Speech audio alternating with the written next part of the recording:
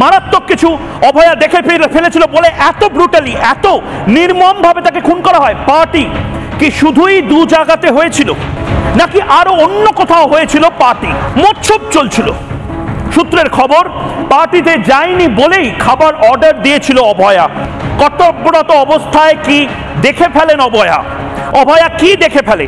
মদ্যপান করতে ডাক্তারদের, যৌন কার্যকলাপ, ডেড বডির সাথে কোনো ধরনের অসভ্যতাম কি দেখে ফেলে অভয়া?